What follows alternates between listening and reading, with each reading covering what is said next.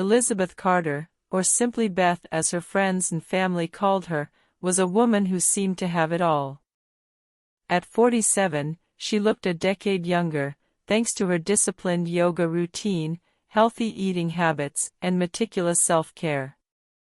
Her dental practice, located in one of San Francisco's most prestigious neighborhoods, was always bustling with clients who appreciated her professionalism, gentle touch, and ability to calm even the most anxious patients. Beth wasn't just a dentist, she was a confidant, someone people trusted. Her warm smile, reassuring gaze, and soothing voice acted like a balm for those who dreaded dental procedures. Her husband, Michael Carter, 49, was an office worker at a large bank. He was what people called a suit and tie man.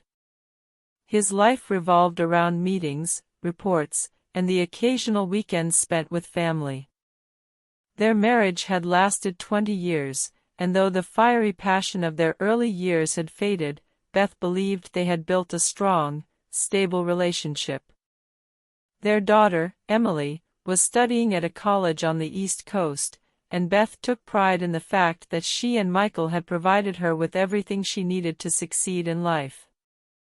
But the perfect life is often just a facade, and Beth was about to discover what lay hidden behind it.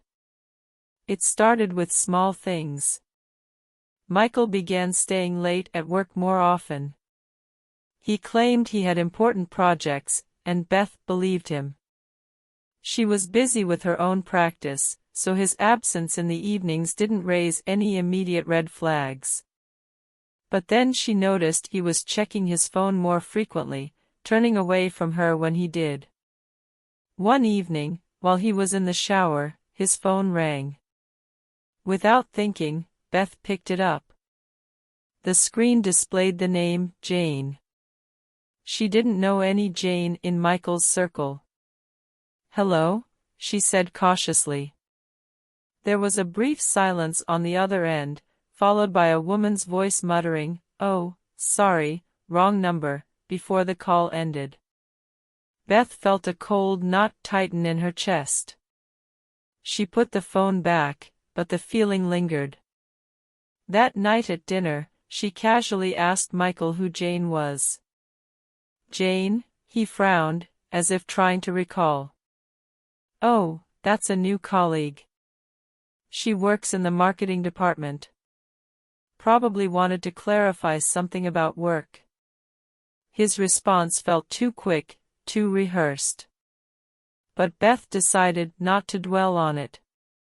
She didn't want to become the kind of wife who saw infidelity everywhere. Yet the unease didn't go away. Beth began noticing other details. Michael started wearing clothes she hadn't bought for him. Once, she found a receipt from an expensive restaurant in his pocket, a place they hadn't visited together. He began forgetting family plans more often, blaming work. One evening, when Michael was late again, Beth decided to check his phone. She knew his password. It was their wedding anniversary. She opened his messages and found a thread with Jane. The messages seemed innocent at first glance, but there was an underlying tension. Jane had written, "It was nice seeing you today," and Michael had replied, "You always make my day better." Beth's heart sank. She didn't want to believe it, but the evidence was right there. Michael was cheating on her. Beth decided not to confront him immediately. She wanted to know the full truth. She hired a private investigator, who quickly uncovered that Jane was Jane Morrison, a 35-year-old bank employee. She was beautiful, confident, and clearly knew what she wanted. The investigator provided Beth with photos of Michael and Jane dining together, laughing, holding hands. Beth felt her world crumbling. But instead of breaking down, she felt a cold, seething rage. She wasn't going to let Michael off the hook. He had destroyed their family, and she wanted him to feel the same pain. Beth began meticulously planning her revenge. She knew Michael valued his reputation above all else. He always wanted to appear as the perfect husband, father, and employee. She decided to strike where it would hurt him the most. She started by secretly renting an apartment on the other side of town. Then, she began transferring money from their joint account to a new one she had opened in her name. She knew Michael rarely checked their finances, so this went unnoticed. Next, she started gathering information about Jane. She discovered that Jane was married, but her husband often traveled for work. Beth found his contact information and sent him an anonymous letter with photos of his wife and Michael. But this was only the beginning. One evening, when Michael was late again, Beth prepared dinner. She wore her best dress, set the table with candles, and cooked his favorite meal. When he walked in, he looked surprised.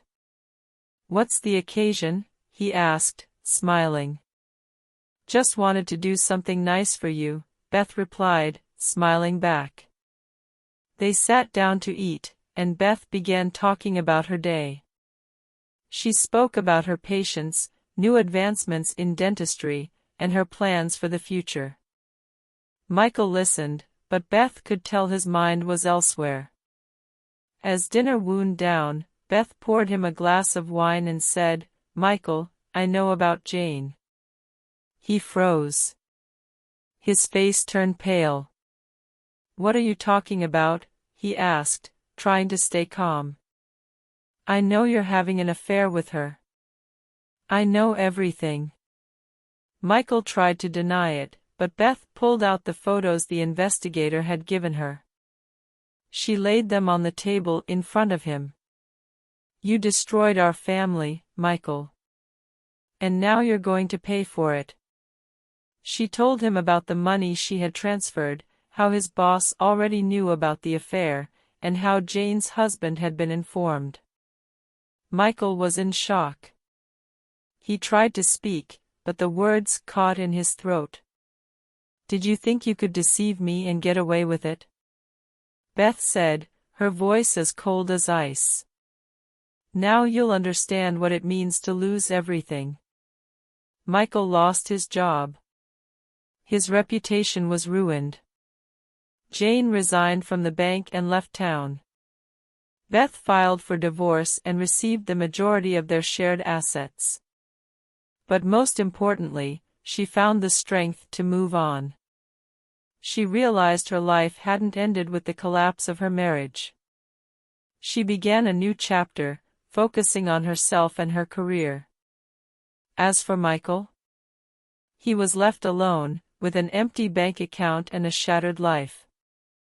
And every time he looked in the mirror, he saw a man who had lost everything because of his own foolishness.